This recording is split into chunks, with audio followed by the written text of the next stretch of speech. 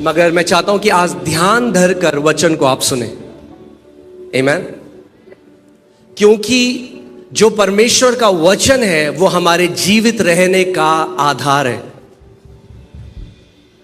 प्रभु यीशु मसीह ने कहा, मनुष्य केवल रोटी से जीवित नहीं रहेगा, मगर हर एक उस वचन से जो परमेश्वर के मुख से निकलता है।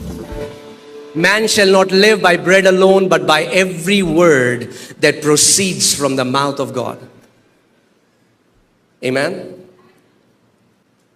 So आज का जो वचन है वो है covenant of long life, दीर्घ आयु की वाचा। और मैंने कहा था कि ये दीर्घ आयु की जो वाचा है ये परमेश्वर बांधना चाहता है आपसे और आपके परिवार से। आमीन।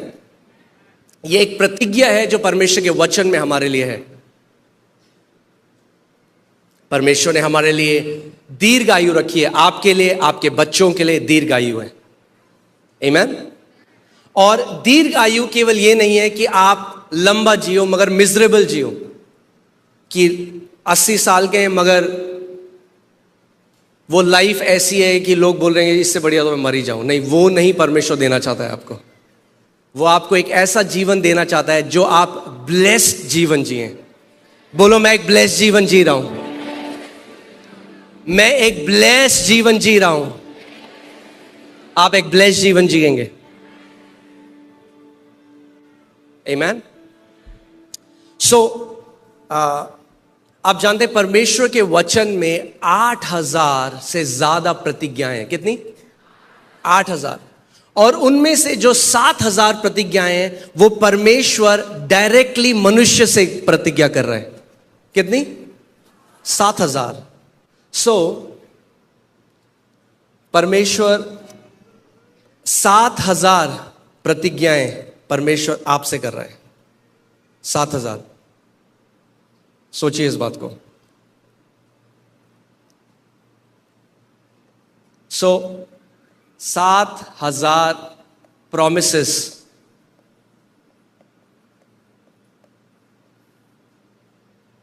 और अगर आप हर रोज एक नई प्रतिज्ञा पे मनन करें, जो 7000 प्रतिज्ञाएं हैं, अगर आप हर रोज एक नई प्रतिज्ञा में मनन करें तो आपको 22 साल लगेंगे सारी प्रतिज्ञाओं को केवल एक दिन के लिए मनन करने के लिए। कितने टाइम लगेगा? 22 साल लगेंगे। और अगर आप हर एक प्रतिज्ञा में एक सरमन सुने संडे को आकर, और हर संडे हम एक नई प्रतिज्ञा में सरमन दें, तो 120 साल लगेंगे। तो कितने लोग हैं जो कहते हैं प्रभु मुझे जिंदा रख 120 साल की तेरी सारी प्रतिज्ञाओं। बाइबल कहती है मूसा 120 साल का था। कितने साल का था? 120 साल का था। और उसकी आंखें कमजोर नहीं थी, ना ही उसका बल, वो बल में कमजोर था। मतलब पूरा बलवान था और आंखें एकदम शार्प थी। दांत, कोई डेंटिस्ट में जाने की जरूरत नहीं थी उसे। और बाइबल बताती है 120 साल में वो पहाड़ चढ़ के गया, पहाड़ चढ़ गया।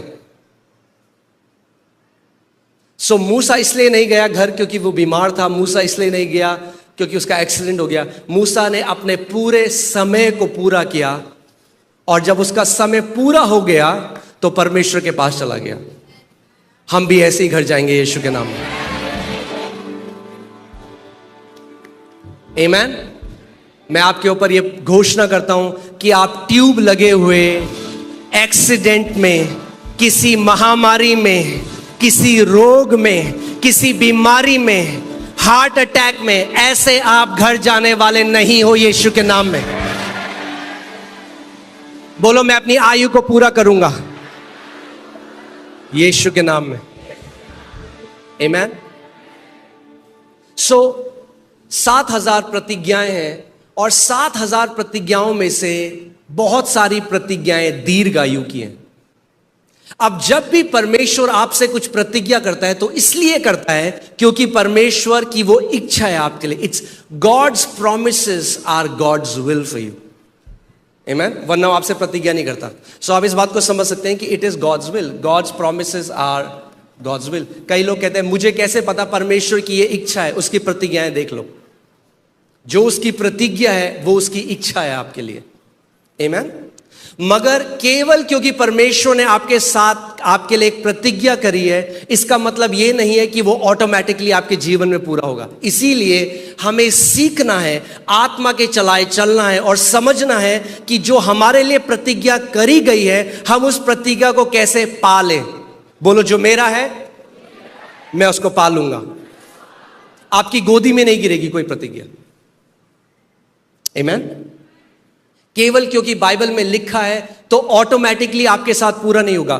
कोई भी प्रतिज्ञा ऑटोमेटिकली पूरी नहीं होती, वो विश्वास के द्वारा कार्यशील होती है। आपको उस प्रतिज्ञा के साथ विश्वास को मिलाना पड़ेगा। जब आप उस प्रतिज्ञा में विश्वास को मिलाते हैं तो आत्मिक जहां में वो एक्टिवेट हो जाती है, कार्यशील हो जाती है। वरना वो डोरमेंट पड़ी हुई प्रतिज्ञा है, आपके लिए रखी है, आप ही की है, मगर डोरमेंट है। और कई मसीह ऐसे हैं जिन्होंने कभी भी उस प्रतिज्ञा का लाभ नहीं उठाया। जैसे पवित्र आत्मा का बपतिस्मा पिता की प्रतिज्ञा है, मगर कितने विश्वासी आज हैं जो कहते हैं हमें नहीं चाहिए बपतिस्मा, तो परमेश्वर उनको नहीं देता, उनको जबरदस्ती नहीं।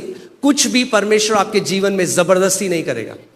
आप कहते हो नहीं नहीं प्रभु, मुझे तो नहीं जीना ये लंबा, मुझे तो नीले आसमां के पहाड़ जाना है, तो परमेश्वर कहते हैं मैं आपकी इच्छा, वो आदर करता है आपकी इच्छा का। आपको जल्दी घर जाना है, वो आपको जल्दी बुला लेगा। मगर अगर आपको कहना है नहीं प्रभु, मैं ऐसे अकेले तो नहीं जाऊंगा, बहुत आत्माओं को साथ लेकर जाऊंगा। एक ही जीवन है, इस बात को याद रखो, एक ही जीवन है। एक बार परमेश्वर पिता ने मुझसे कहा, मेरे बेटे मैंने तुझे अपनी आत्मा की कलम दी है। क्या दी है? और जो उसने मुझे दी है वो उसने आपको भी दी है।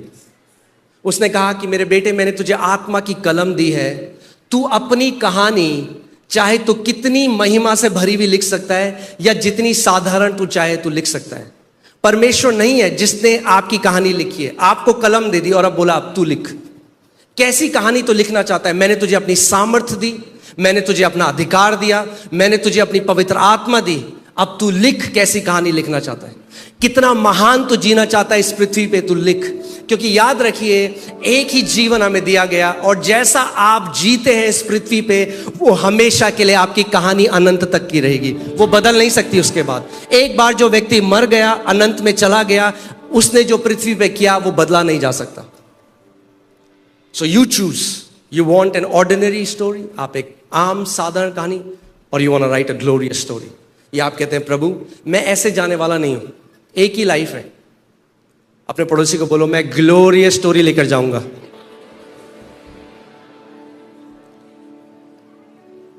आमीन।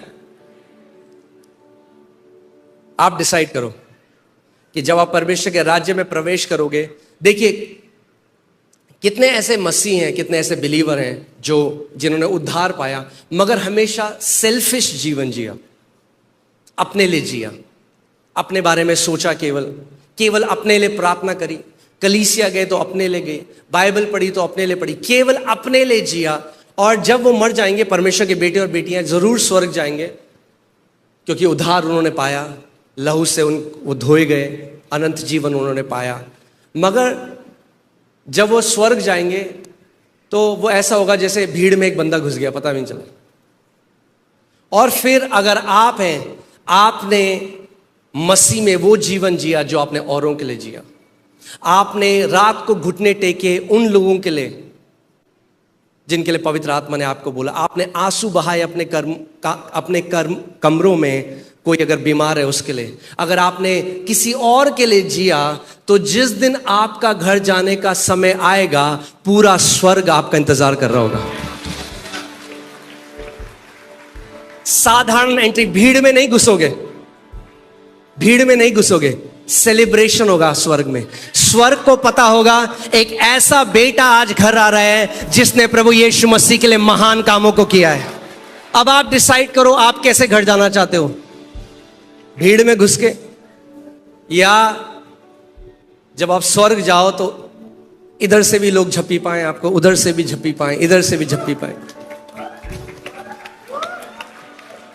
और आपको बोले कि आपकी वजह से मैं आज स्वर्ग में हूं, आपकी वजह से मेरे पिता पृथ्वी पे ठीक हुए। आपने जो प्रार्थना करी उसकी वजह से मेरा बेटा बुराई के रास्ते को छोड़कर परमेश्वर के रास्ते में आया। आमीन। क्योंकि याद रखो, वो दिन आ रहा है जब परमेश्वर ओपनली रिवॉर्ड देगा उन लोगों को जिन्होंने बंद कमरों में उसके लिए जिया है। कुछ भी चीज छुपी नहीं रहेगी, बाइबल बताती है। Jesus said there is nothing that shall be hidden. कुछ भी छुपा नहीं रहेगा, हर एक चीज रिवील होगी, हर एक चीज ओपन करी जाएगी। जहां आपने जो जीवन जिया औरों के लिए, एक दिन ऐसा आता है जब आपका स्वर्गीय पिता पूरे ब्रह्मांड के सामने आपको रिवॉर्ड देगा, आपको पुरस्कार देगा। आमीन। मैं जब बाइबल में एक दिन पढ़ रहा था और पवित्र आत्मा ने मेरे ध्यान को एक जगह फोकस किया कि स्टीफन, जो बाइबल बताती है, स्टीफन एक वो व्यक्ति था जो अपोस्टल की तरह नहीं बुलाया गया, जिसको चुना गया टेबल में वेटर की तरह सेवा करने के लिए। जैसे आप लोग सेवा करते हैं यहां पे, तो एक सेवा वो करता था। 7 लोग जो चुने गए और वो सेवा करता, रोटियां देता होगा लोगों को, खाना देता होगा। और उस समय में बाइबल बताती है कि वो आत्मा से भरा हुआ था, परमेश्वर की बुद्धि और ज्ञान से भरा हुआ था, और उसका चेहरा ऐसे चमकता था जैसे कोई स्वर्गदूत हो। और जब वो प्रभु यीशु मसीह की गवाही दे रहा था तो उसको पत्थर मार के मार दिया वहां के यहूदियों ने।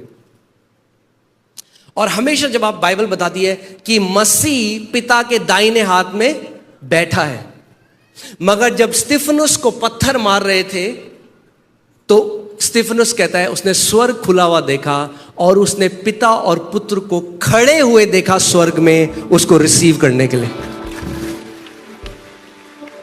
सोचो आप ऐसा जीवन जी सकते हो कि वो ब्रह्मांड को बनाने वाला परमेश्वर भी अपने सिंहासन से खड़ा हो जाए जब आप आने वाले हो। आमीन। आप सोच सकते हो, कोई स्वर्गदूत नहीं उसका वेलकम किया, पिता और पुत्र ने किया। पिता अपने सिंहासन से खड़ा हो गया। आमीन। सो दीर्घ आयु तो हम जिएंगे, मगर आप समझिए दीर्घ आयु केवल नंबर नहीं है। It's not just about quantity, it's about quality. केवल नंबर की बात नहीं है कि 120 साल जिया, मगर उस 120 में, उस 100 में, जितना भी आप जीते हैं, आप परमेश्वर के लिए कितना जिए, वो बहुत मायने रखता है। आमीन। क्योंकि अगर आप परमेश्वर के लिए जीते हैं तो वो एक ऐसी लाइफ है जिसकी वैल्यू है इटर्निटी में, अनंत में उसकी वैल्यू है। सो यहां पे आते हैं। सो यहां पे परमेश्वर का वचन, ये बहुत ही एक प्यारा वचन है जो मेरे दिल के बहुत करीब है। और यहां पे परमेश्वर का वचन कहता है, क्योंकि परमेश्वर की ईश्वरीय सामर्थ्य ने हमें सब कुछ जो जीवन और भक्ति से संबंध रखता है, कितना कुछ, इंग्लिश बाइबल कहती है ऑल। और आपको पता है ना हिब्रू और ग्रीक में ऑल का मतलब क्या है?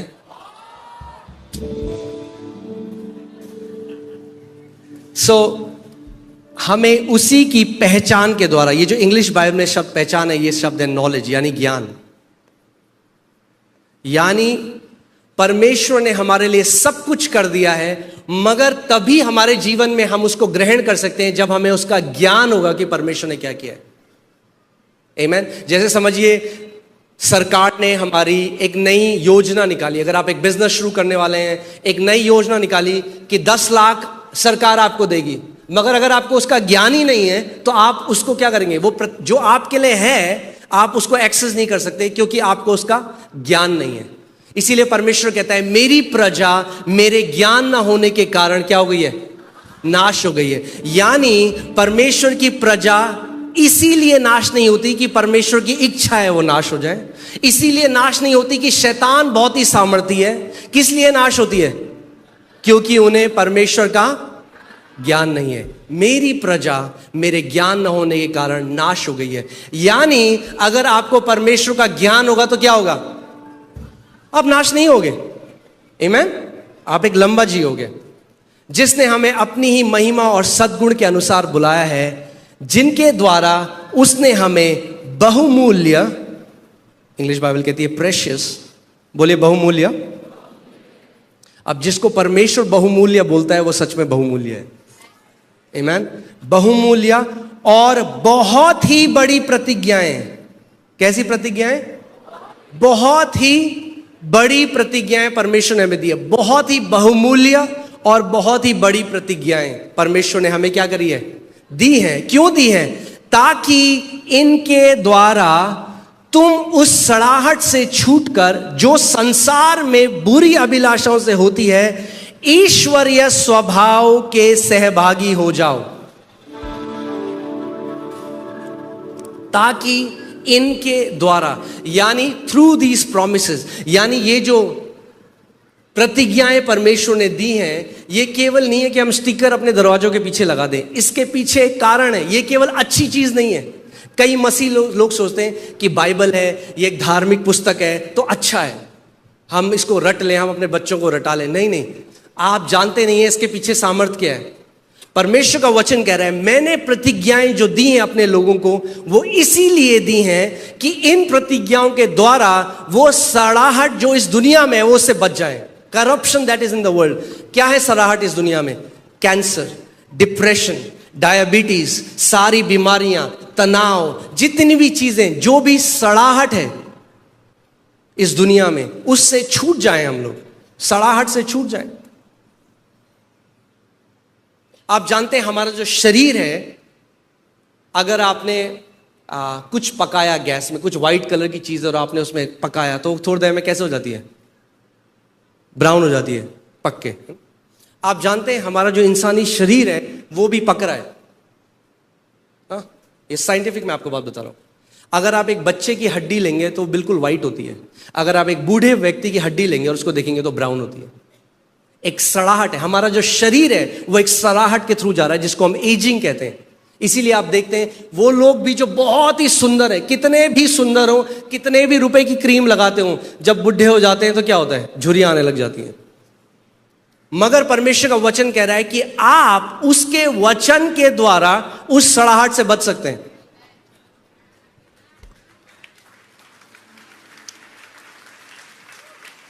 सबसे पहले तालियां बहनों ने बजाई।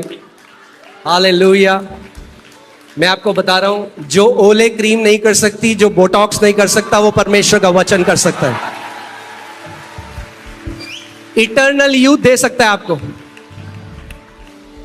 सारा 80 साल की है। 80 कितने साल की? कभी आपने देखा कि कोई किसी 80 साल की स्त्री को देखे और बोले मेरे को इनसे प्यार हो गया है? 80 साल की। अबीमेलेक ने सारा को देखा, बोला बहुत ही सुंदर है, मुझे चाहिए ये स्त्री। 80 साल की है। कैसे? इब्राहिम की आशीष है, एक प्रतिज्ञा है। वचन कहता है, those who wait on the Lord shall renew their strength. They will mount up with wings like eagles. They will run and not be weary. They will walk and faint not. जो यहोवा की बाट जोते हैं वो क्या होता है? उनका यूथ क्या होता है? रिन्यू हो जाता है। उनकी जवानी उकाबों के नाई क्या हो जाती है? नहीं हो जाती है। हालेलुया। अगर परमेश्वर की उपस्थिति में समय बिताओगे तो लोग आपको देखेंगे, अरे आप तो बड़े जवान लगते हो। आप जानते जो वाचा का जो संदूक था, वाचा के संदूक के अंदर क्या था? मन्ना था। और मन्ना जब संदूक से बाहर रहता था तो एक दिन में सड़ जाता था। मगर जब वही मन्ना वाचा के संदूक के अंदर रखा होता था तो सड़ता नहीं था बिल्कुल भी। अगर आप अपने शरीर को परमेश्वर की उपस्थिति में रखोगे, एजिंग प्रोसेस हल्की हो जाएगी।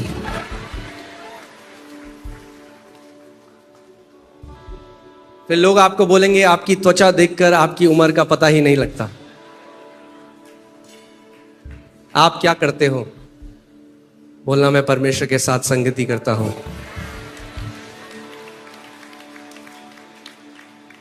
आमीन। ये प्रतिज्ञा है। Renew their youth. मुझे नहीं पता, अगर आपको पता है कि नहीं, जब एक जो ईगल होता है, ईगल को हिंदी में कहते हैं बाज, उकाब, जब एक उकाब बुढ़ा हो जाता है तो उकाब ऊंचे एक पहाड़ पे जाता है जहां पे उसको कोई डिस्ट्रैक्शन नहीं होती और सूरज को एकटक होकर देखता है। उसको बोलते हैं मोल्टिंग प्रोसेस। ये आप पढ़ सकते हैं इसके बारे में। क्योंकि उकाब की जो चोंच होती है, उसकी जो बीक होती है वो मुड़ जाती है आगे से और वो पैनापन खत्म हो जाता है, तो वो शिकार नहीं कर पाता। इसीलिए वो उकाब क्या करता है, वो ऊंचे पे जाता है पहाड़ पे और बैठ करके वो सूरज को एक टकी देखता रहता है, खाना नहीं खाता, और उसकी जो थोड़े टाइम में जो बीक होती है वो झड़ जाती है। और फिर जैसे वो बैठ कर सूरज की तरफ देखता रहता है एक टक, उसकी एक नई, इसीलिए बोलते हैं उकाब की तरह तेरी जवानी नई हो जाएगी, क्योंकि वही बुढ़ा उकाब नई चोंच को लेकर जब आता है तो बिल्कुल जवान होकर आता है, नई स्ट्रेंथ के साथ आता है, नए बल के साथ आता है। और परमेश्वर का वचन कहता है जो यहोवा की बाट जोते हैं, जो यहोवा की उपस्थिति में बैठते हैं, उनकी जवानी भी उकाब के नाई नहीं हो जाएगी।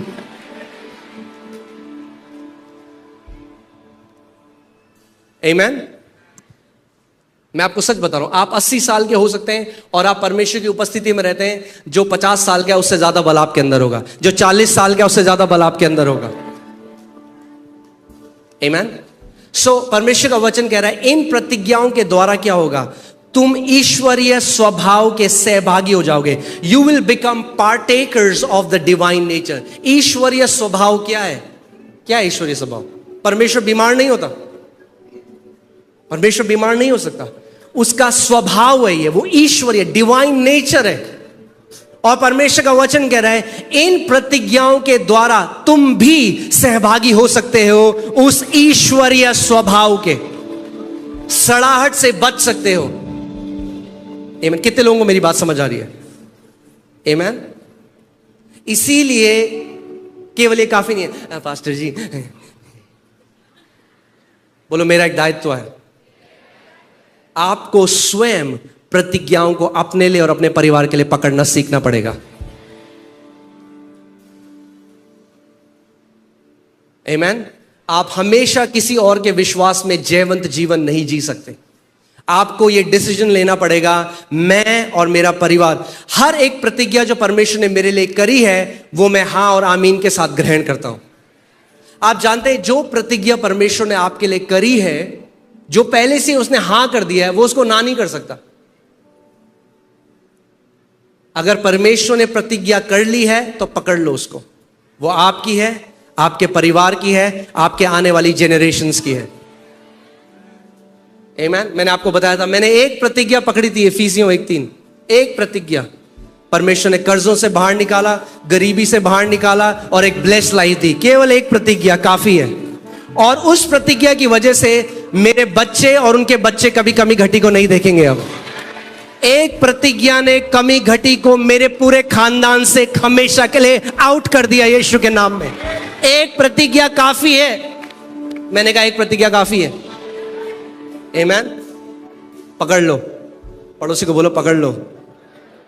प्रतिज्ञाओं को पकड़ना सीखना है। आमीन। कई विश्वासी भीख मांग रहे हैं, ओ प्रभु दे दे, प्रभु क्यों नहीं देता, दे दे। प्रभु कह रहा है प्रतिज्ञा दे दी है, पकड़ ले, ग्रहण कर, कब्जा कर, विश्वास कर जो मैंने तेरे को दिया है। Receive what belongs to you, possess what belongs to you. परमेश्वर ने भिखारियों को नहीं बुलाया, बेटे और बेटियों को बुलाया है। बेटे और बेटी भीख नहीं मांगते।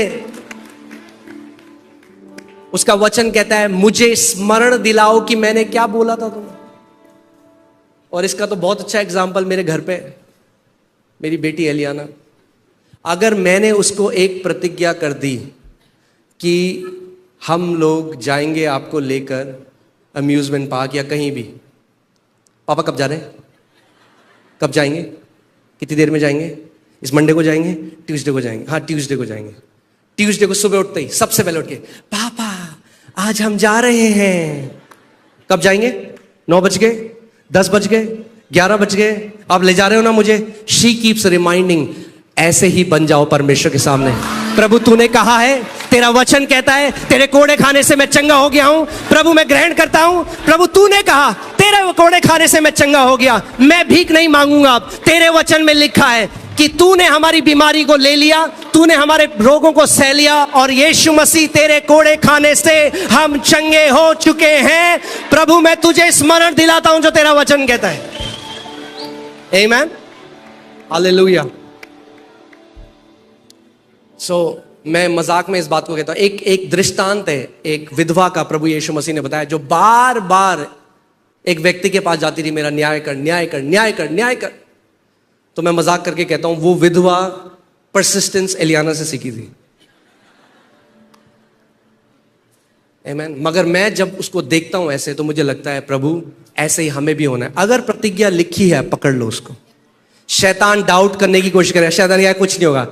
बोलो कार्नल माइंड तो बंद हो, लिखा है होगा। अगर परमेश्वर के वचन में लिखा है, यीशु मसीह ने कहा स्वर्ग और पृथ्वी टल जाएगा मगर मेरे मुख से निकले हुए वचन का एक बिंदु भी ना टलेगा। मैं अड़िग रहूंगा, मैं हिलूंगा नहीं, मैं डाउट नहीं करूंगा। वह परमेश्वर ने अगर प्रतिज्ञा करी है तो मैं उसको पकड़ लेता हूं।